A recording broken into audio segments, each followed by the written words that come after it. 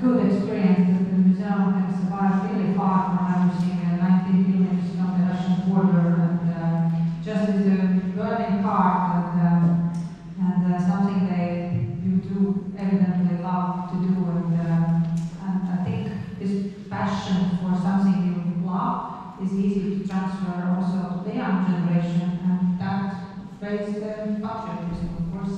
This is what we are talking about today very much. Okay, then the last speaker of our foreign guests, yes, is Katrien Timmermans, and she's coming from Visit Flanders in Belgium. And the interesting fact is that Visit Flanders for many years, for 25 years I have read, put that Remembrance Tourism as a key focus of the tourism marketing of their region. And that is something to listen to, and that this kind of fact can attract many tourists, international and local. So how do you do it, Katrien? The floor is yours.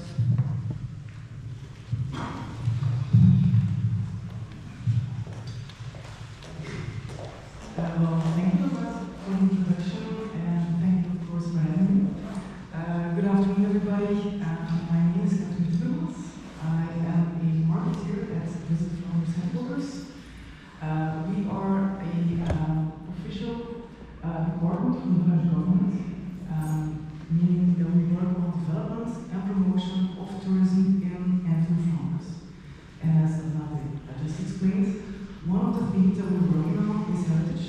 Heritage meaning the First World War, but just as much castles and gardens, religious heritage, Flemish masters, and so on and so on.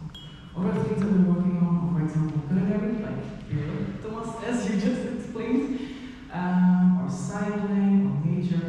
So we try to focus very much on very specific themes, because one of our policies as Visit Flanders is that we do not aim to go for mass tourism. We go for people who we believe will bring added value to our destination. People who truly come because of what is in our DNA at Visit Flanders. And so that's heritage, that's our culinary aspects. It's nature, it's cycling.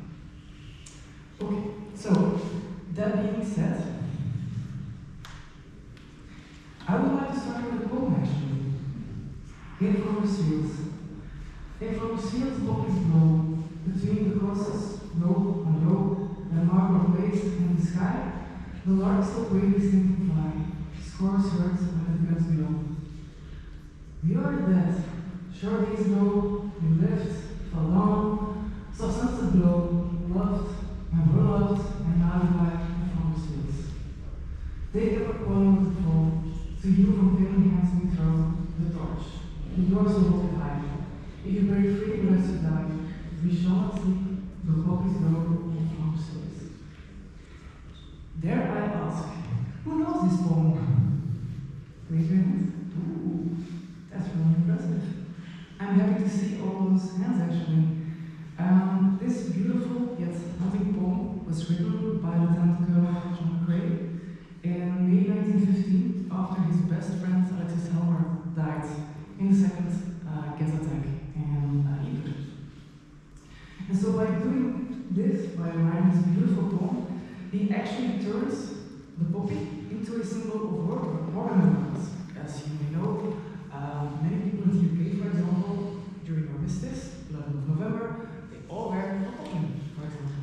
And so we have this beautiful symbol that people link back to Flanders Fields. And at the same time, it also puts Flanders Fields actually on the map. Because, in fact, voila! Flanders Fields is a physical place. It's not just an imaginary place for people to home, it really is a physical place. So, Belgium, in the heart of Europe, we are squeezed in between France, the Netherlands, Germany, Luxembourg, and of course the North Sea at the top of us. It's a teeny tiny little country, I gotta say. It's usually not even big enough to put the name on the map if they have to write it. And so the northern part of Belgium is Flanders. Hence my organization, Visit Flanders. And so Flanders Fields is a region that is in the western part of Flanders. And it contains cities such as Ypres, or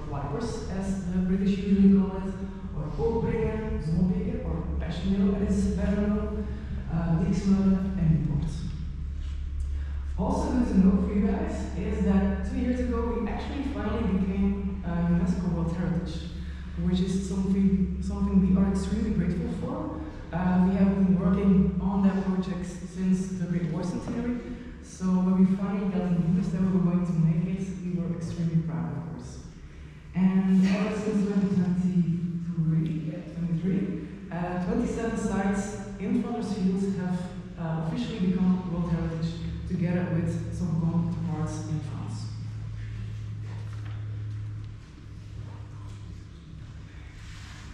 But Remembrance Tourism in Flanders Fields is actually not something that's new. As you can see here, this is actually what remains of the how we put after the First World War. And so Remembrance Tourism in Flanders Fields has been going on for more than 100 years. You may be aware that actually Michelin, the travel guide, they already made one of their first travel guides for the battlefields of the Somme in 1917. So that was even before the end of the war. So let me give you some numbers. What does that actually mean for us in Flanders Fields? Of course, it's too soon to be able to give you the numbers for 24, so I will go back to 2023. And back then we had almost 260,000 people visiting us in Flanders Fields. And I've learned after the last days that it's a bit different for us, because we have pretty much 50-50 domestic visitors and international visitors. Yeah, so it's 49% domestic and 51% international travelers. So we are actually very happy that so many international visitors are coming to visit us. The majority of them come from the UK, of course, makes sense, but also from the Netherlands, for example, from France, from Germany, and of course Commonwealth markets such as Canada, New Zealand, Australia, and of course America is also very well present. Okay, so people who come nowadays to Flanders Fields, if there's one thing that they all want to see, that they all want to do, is actually go and see this beautiful memorial to the missing. This is Arnhem Gate. It is located on the exact spot where 100 and so many years ago, so many soldiers would actually move towards the front line. Because as you may remember, the front line around Ypres, it didn't really change all that much during the entire war. So hundreds of thousands of soldiers would actually walk through this very little gate. And of course, it didn't look anything like this back then, but it is the beautiful gate, as it will be again in around Easter, because it's currently being restored. It contains the names of, let me pick, 54,000 missing soldiers. 54,000 missing soldiers. And keep in mind, it was actually not big enough. We needed 3 more memorials to write all the names of all the missing soldiers in Flanders Fields. Something that's also very special about this location is that each and every single night, the volunteers from the Lost Cause Association, and you can see them on the right hand side, they're actually volunteers from the local fire brigade. They play each and every single night, regardless of how many people are attending, whether it's 5 people, it's 500 people, it doesn't matter. If it's sun shining, if it's snowing, if it's raining, it doesn't matter, they're there every single night. Except Second World War, of course, that was different because the city was occupied by the German army, but literally, the evening that they left, they were back right on the spot. So it was really impressive. And I would like to share a small video with you. It was an interview that we did with one of the buglers, Tony. We did it after the end of the centenary, because we wanted to get a message across that even though the centenary was over, to 2018 of course, that was the end for us, it didn't stop, and it hasn't stopped for us. We keep on continuing this commemoration in Flanders Fields.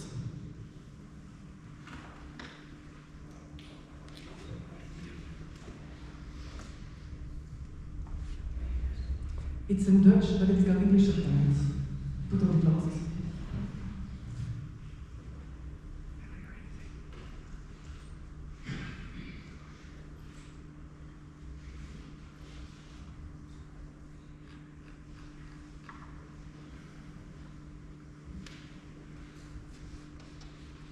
Slightly technical issue with the sound, it seems.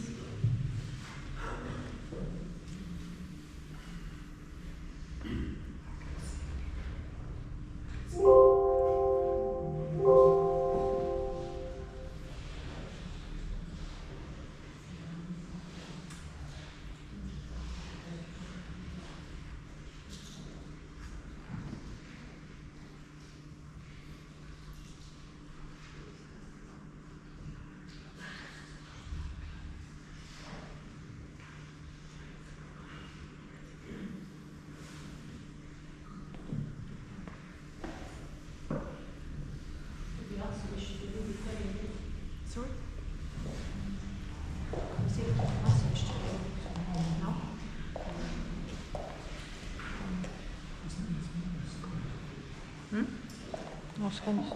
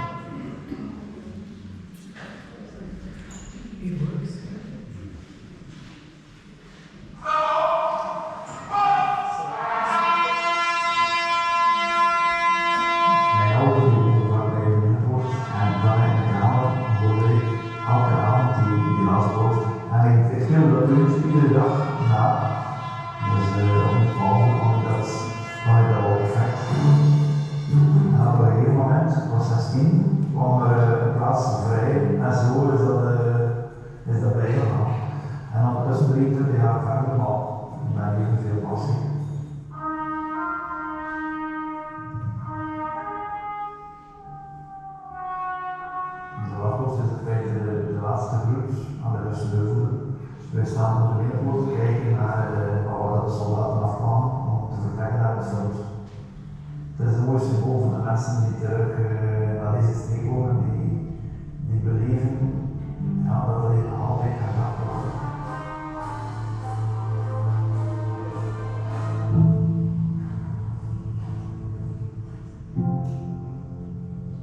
We hebben nu iets meer dan 30.000 keer gespeeld. En er zijn ongeveer 55.000 namen binnengekomen, dus we zijn goed over de helft als we voor iedere soldaat 1 dag uitwerken. Maar ja, we doen het allemaal minstens. En dan misschien dat we opnieuw beginnen. Het is een contract van onbepaalde duur.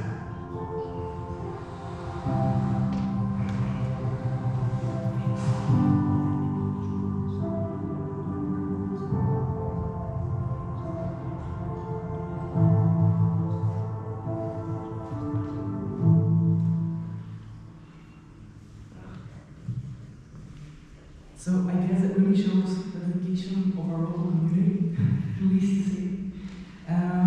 Well, besides those two very important items in Flanders Fields, of course we have plenty of cemeteries, because of course in Flanders Fields the war did take place, contrary to the stories that we heard before now.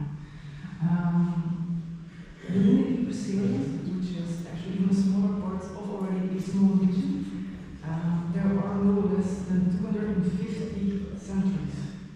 250 cemeteries, so that's a huge number. We've got very small ones, we've got large ones. Some of them are actually in the middle of town. They're right next to the school, next to the prison in Ypres actually. Some of them are truly in the middle of nowhere, as you can see the puzzle. You really have to walk a very small path on your way to the cemetery, so it really gives a very unique experience. We also hold the very sad honor to have the largest Commonwealth War Graves Commission cemetery in the entire world. It's called Timmermans Cemetery. You can see it on the top on the right hand side. And it holds the graves of more than 11,000 soldiers. And besides that, there's also a huge wall behind you. It's called memorial, of course, for the 35,000 extra missing soldiers, because, as I said, the medication wasn't big enough. And to put things in perspective, on the left-hand side, in the bottom, you can actually see a picture of Remembrance. It's a German cemetery. It's completely different vibe, as you can tell. And just to put things in perspective, there are actually 44,000 people buried in that cemetery. Because after the Second World War, many German soldiers, they were relocated to the 4 big cemeteries that they had in Flanders. And of course we have museums, no surprises there. But the good thing about those museums, and that's something I recommend to all destinations, of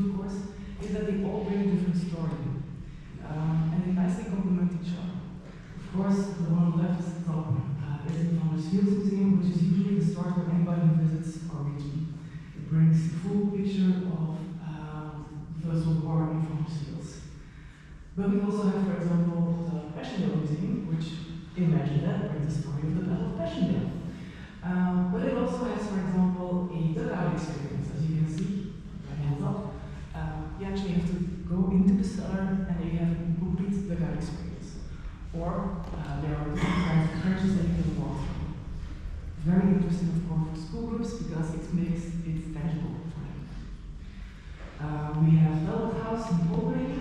I will get back to that later on. Or, for example, the Eiffel Tower, which brings the story from Flanders point of view.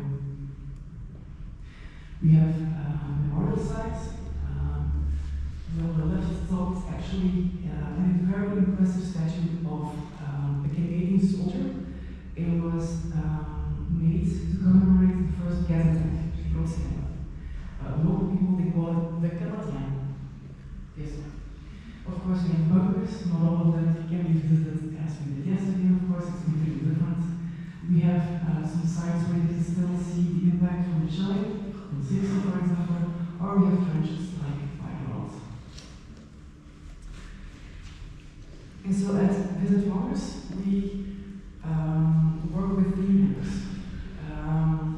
For example, we just finished up a theme year that focused on the landscape of Flanders Fields. Because after the First World War, of course, there are hardly any more witnesses left, of course. So at this point, the landscape has become one of the last remaining witnesses. So that's this is actually a video we made to promote the landscape in Flanders Fields. But we will have a new theme year coming up in 2027, focusing upon memorials and monuments, because then the gates will be 100 years old, time century will be 100 years old, and so on and so on. And the reason why we work with theme years is actually because it creates a sense of urgency with our audience, because this is a permanent product. I'm a marketer. I need to create a reason why people should come to Flanders Fields now. And so a theme year with exhibitions, with events, it actually creates a reason to travel. Okay, let's give it a try. Hopefully the music works. Yes!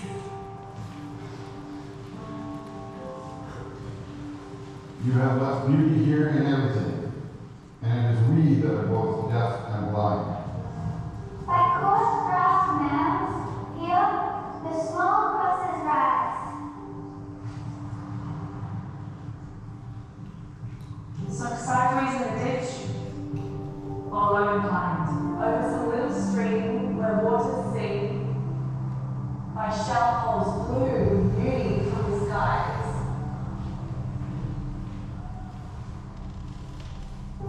Even the railway cutting has kind shade. And color, where the rusty wire is laid around the soft tracks. Because you knew us, the dark mountain dugouts hold the light for us.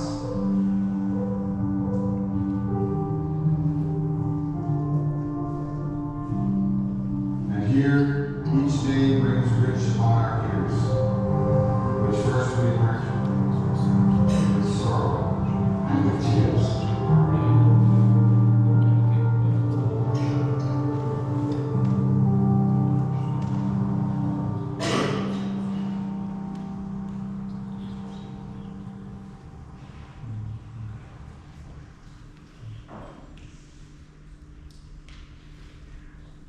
Alright, so the reason why I want to share this video with you, and just to make sure it's a coincidence that once again it's a poem, we don't always work around poems, no worries.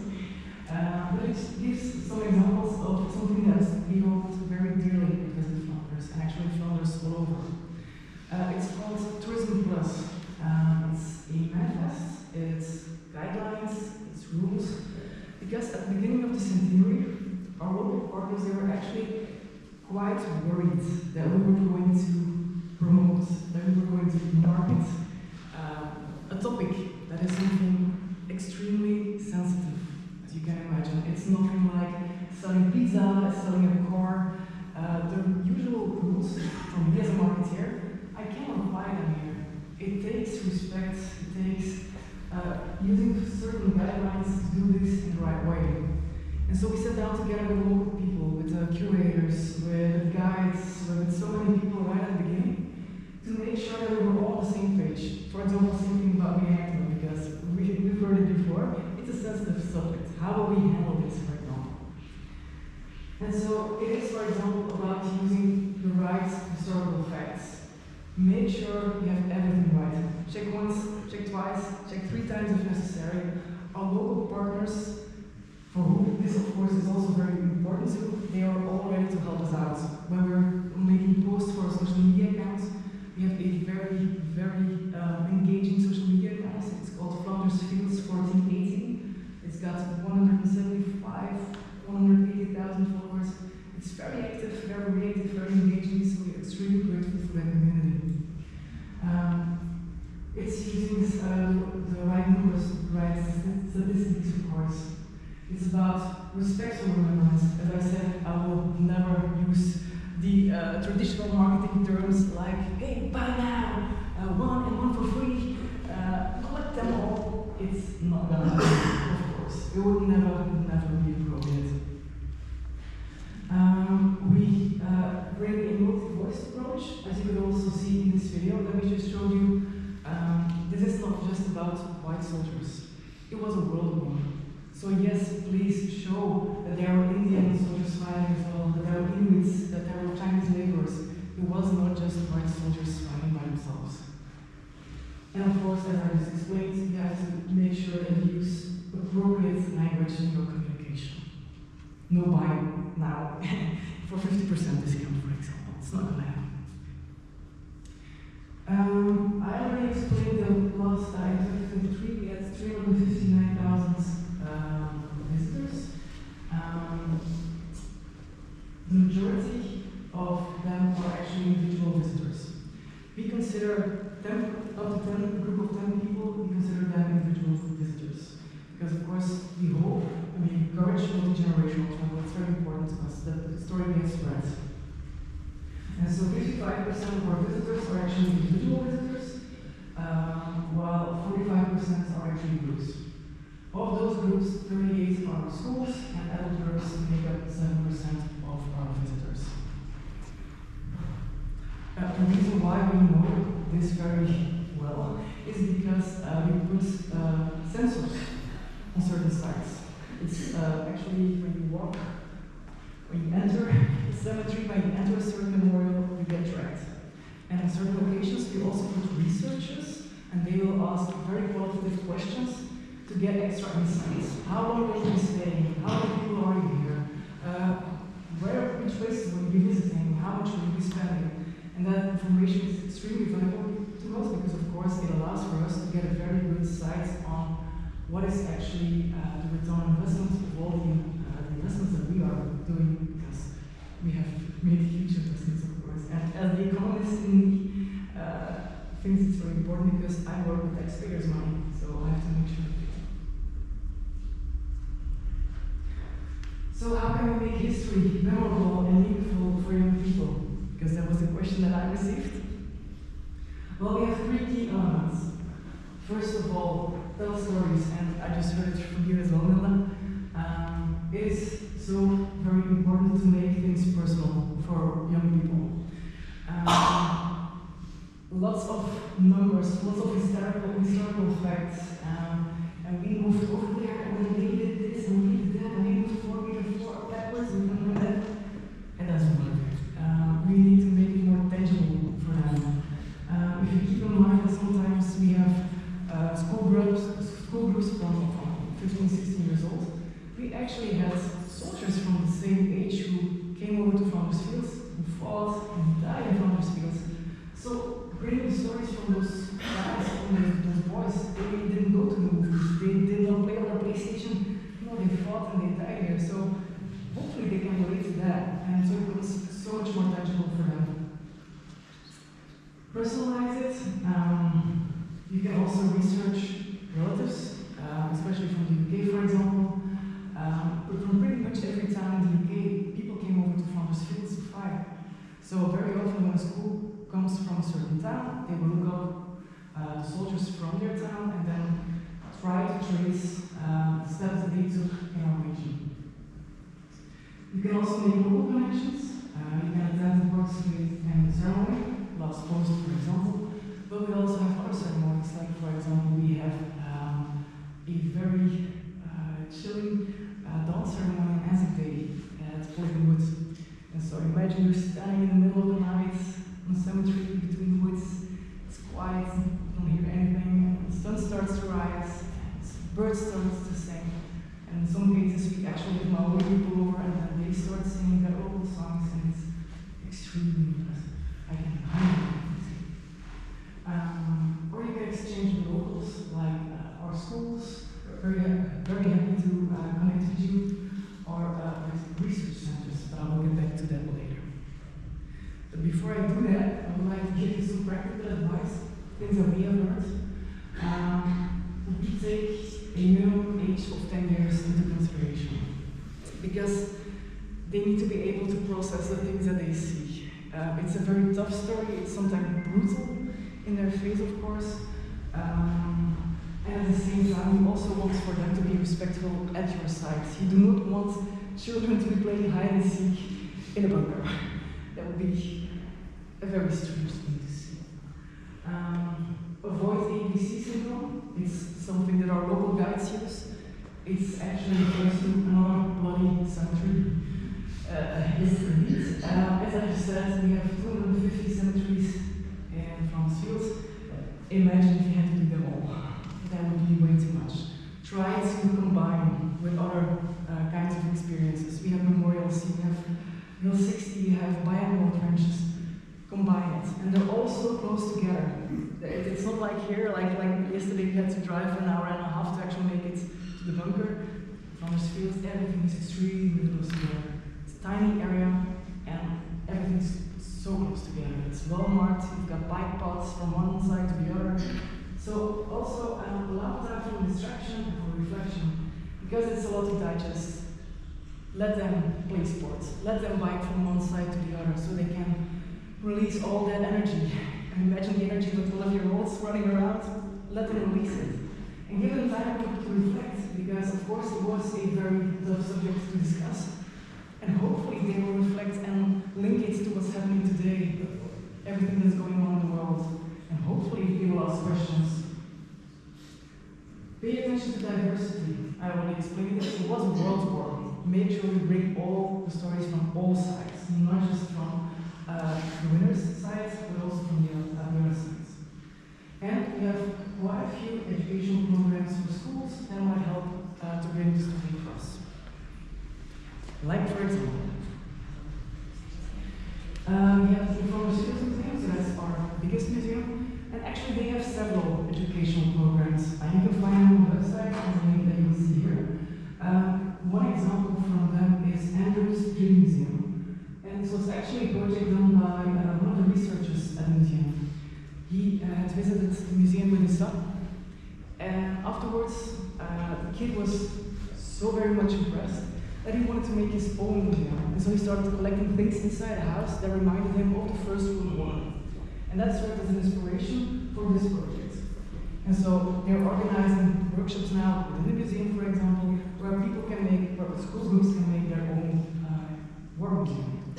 That's one way we actually try to make it more tangible for young people. I already referred to Talbot House. Talbot House is actually a very unique place. It used to be the Everyman's Club. It has been that case since 1915. It used to be the place where everybody was welcome, all soldiers, regardless of their rank. So officers and officers, everybody was welcome. And it was the place where they could relax actually. They could sit in the garden, they could read a book, they could pray because there's a chapel all the way up in the attic, and you can still visit it. They could play the piano, they could sing songs, and all the things that it was 100 years ago for all those soldiers, it still is the same thing today, which is very impressive. You can still, nowadays, visit Talbot House, it still has a piano, it still has a cat kitchen, you still get a cup of tea with a cookie, and very important, they also have a very popular cat. Very important for the school groups. The beautiful house by British, Australian, and Canadian wardens. They're actually volunteers who stay in the house for a couple of weeks, and they're also people who will welcome your school group, offer them a cup of tea, and let them talk about their experience while they were traveling in Flanders Fields. I have a small video, I think it's the last one, and it's actually an interview that we did with one of the wardens, also at the end of the centenary, because of course this hasn't stopped since the end of the centenary. During the war, Padre Tony Clayton thought it would be a really good idea to set up a place that was like a home for the soldiers, where they could read books, write letters, have a cup of tea, and just generally forget about it.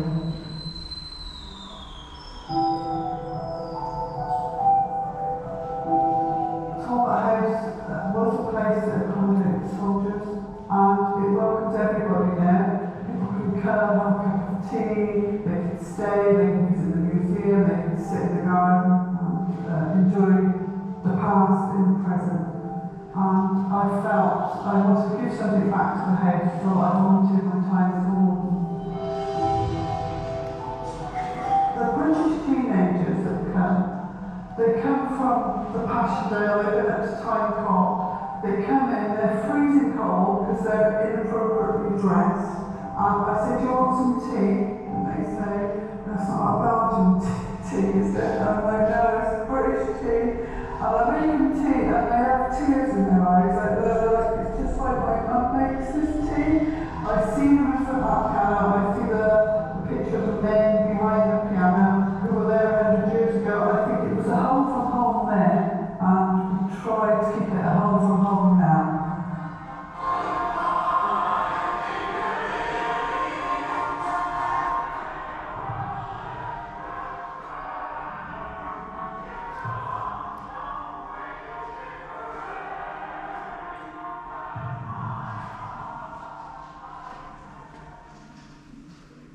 As I said, dedication. Okay, so nowadays you can start drinking a cup of tea with the wardens, you can bring your own picnic, you can play in the garden, you can sing piano, sing along, you can reflect in the historic chapel, you can write letters home, write something or play games in the park. Or of course we also have very specific educational programs, like for example on the road with private Arthur, in which case one of the people from the house will actually dress up as a soldier and will take you on a trip through the house, share very funny anecdotes with you, make it very specific and very concrete for younger audiences as well. I've already talked to you about the last post, so it also gives you the chance to participate actually during the ceremony, which is something extremely nice for a school group to do. They can lay a raft, like Poppy ran that we just saw in the video as well. Choirs, bands, minors, they will participate.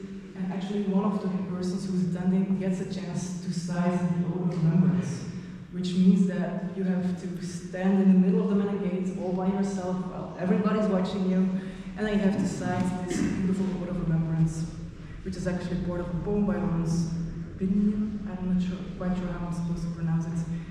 They shall grow old as we that are left grow old. Age shall not weary them, nor the years condemn. At the going down of the sun and the morning, we will remember them. And that's pretty much the only sound that's being made during the entire ceremony, is when the audience actually says, we will remember them. No applause, definitely no applause whatsoever. It's over, it's finished, it's done. Everybody leaves, the police leave because they, of course, they have to close down the road. And that's the end of the ceremony. Sometimes it takes 5 minutes, sometimes, depending on how many schools or other groups will participate, sometimes it goes 10 to 15 minutes.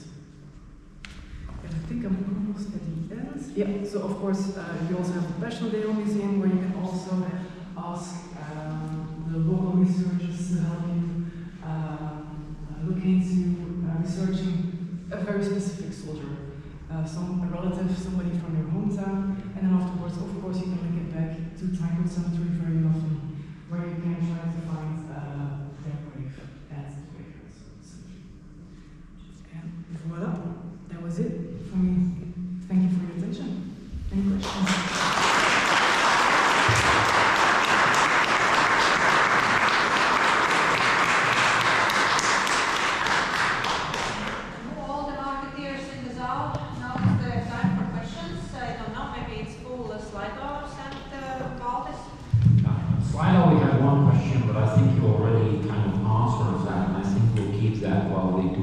part session. That was about whether any of Flanders 27 war main graves included in any of school program. I think you already talked that, but I believe I will wrap up and we'll talk about that in a minute, a little bit more.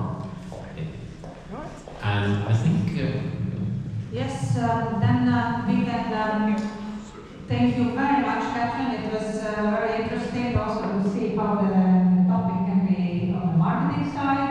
So we covered a wide range, what to present the sites themselves from Finland, the marketing the scheme from Belgium, the researchers from Netherlands, and the school from UK, and the urban planner from Denmark, and also